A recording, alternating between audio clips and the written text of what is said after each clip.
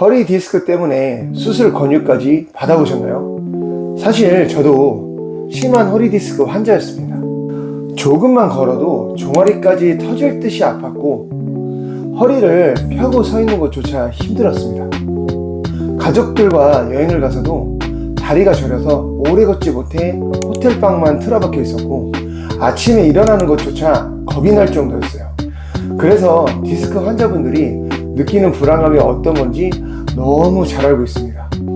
그런데 재활센터에서 일하면서 수많은 허리 디스크 환자분들을 만났고 제 몸도 직접 회복하면서 알게 된 사실이 하나 있습니다.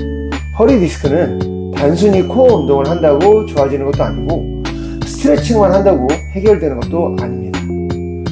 생각보다 많은 분들이 통증을 만들어내는 신경의 긴장은 그대로 둔 채 운동만 하고 계시더라고요.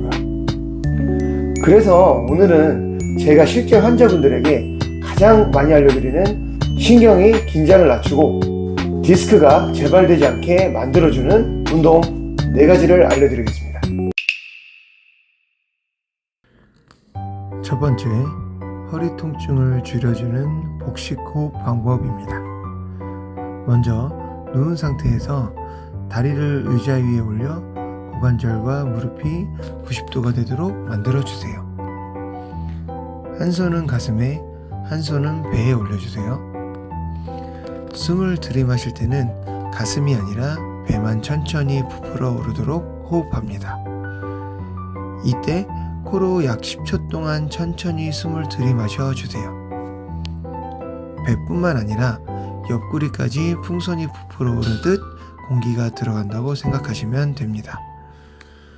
숨을 내쉴 때는 입으로 약 20초 동안 천천히 내쉬어 주세요.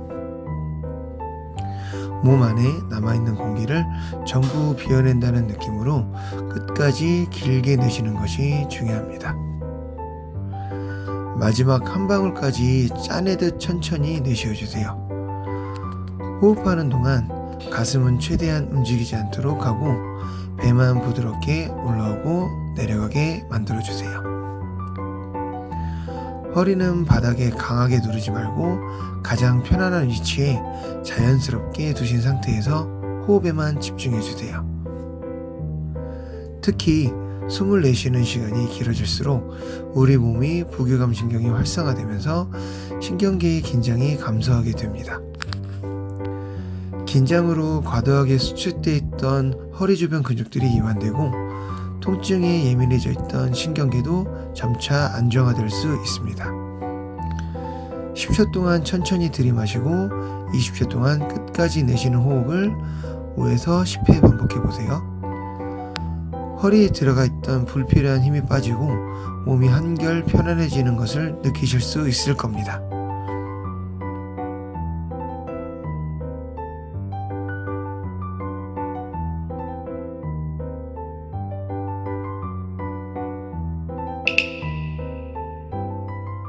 (2단계) 브릿지 운동.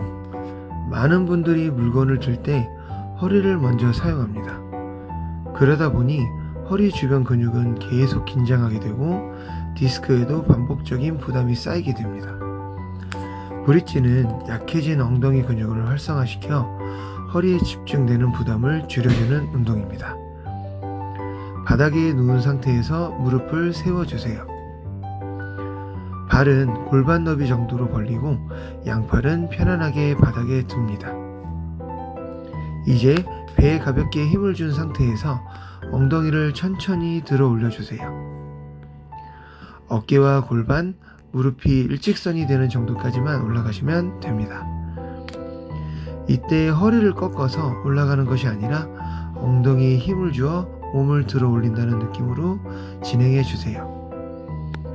올라갈 때는 엉덩이가 수축되는 느낌을 느껴보시고 내려올 때는 힘을 갑자기 풀지 말고 천천히 조절하면서 내려와 주세요. 만약 운동 중 허리만 뻐근하고 엉덩이 자극이 전혀 느껴지지 않는다면 높이를 조금 줄여서 진행해 주세요. 브릿지는 허리를 강하게 만드는 운동이 아니라 엉덩이와 골반의 안정성을 높여 허리의 부담을 덜어주는 운동입니다. 천천히 10회 반복해 주세요.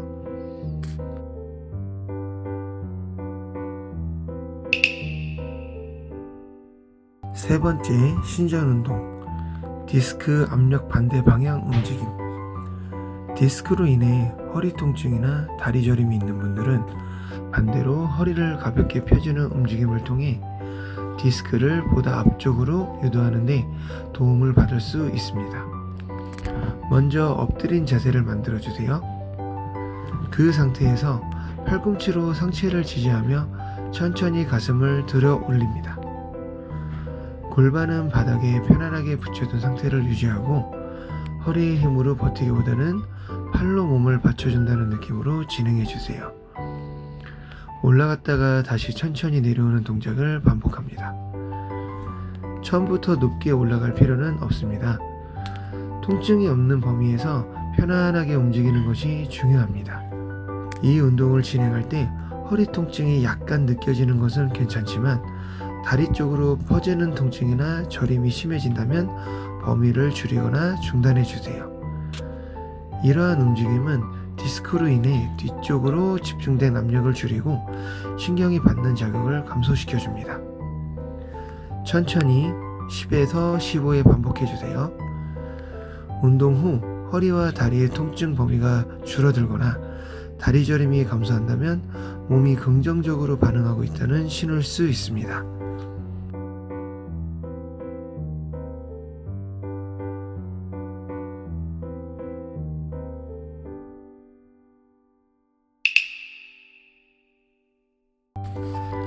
네 번째, 중둔근 강화 운동.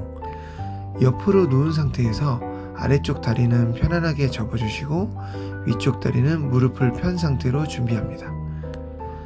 이제 골반이 뒤로 넘어가지 않도록 유지한 상태에서 위쪽 다리를 천천히 들어 올립니다. 중요한 것은 높이가 아닙니다.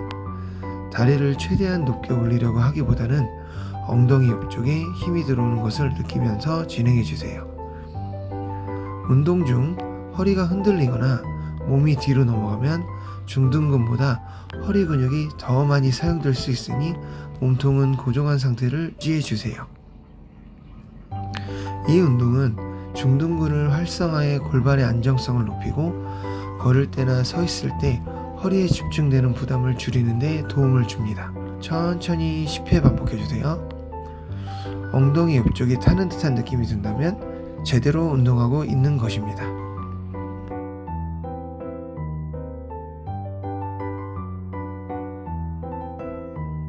오늘 알려드린 운동들은 제가 실제 허리 디스크 환자분들에게 가장 먼저 알려드리는 운동들입니다. 하지만 여기서 끝내시면 안 됩니다. 많은 분들이 운동은 열심히 하는데도 통증이 반복되는 이유가 있습니다. 바로 몸이 계속 긴장 상태에 있기 때문입니다. 특히 허리 디스크가 오래되신 분들은 복부와 횡격막, 내장 주변 조직들이 딱딱하게 굳어 있으면서 신경계를 계속 예민하게 만드는 경우가 정말 많습니다. 아무리 운동을 해도 몸이 계속 긴장하고 경계하는 상태라면 회복 속도는 생각보다 느릴 수밖에 없습니다. 그래서 저는 실제 환자분들에게 운동과 함께 반드시 내장기 마사지를 같이 진행합니다. 이 두 가지를 함께 했을 때 몸이 훨씬 편안해지고 통증도 빠르게 감소하는 경우를 정말 많이 봤습니다. 그래서 고정 댓글에 제가 직접 알려드리는 내장기 마사지 영상을 남겨두겠습니다. 오늘 운동만 따라하고 영상을 끄시면 절반만 하신 겁니다. 실제로 저는 운동보다 먼저 내장과 호흡의 긴장을 풀어주는 경우도 많습니다. 그만큼 회복이 중요한 부분이기 때문입니다.